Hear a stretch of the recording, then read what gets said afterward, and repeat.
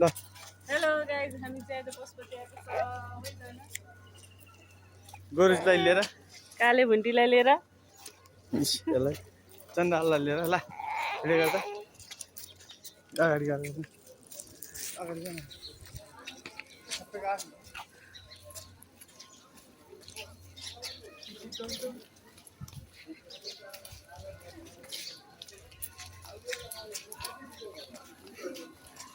hello guys हाम्रो सब परिवार अगाडि छन् म चाहिँ पछाडि छु मेरो चाहिँ भिडियो आएको छैन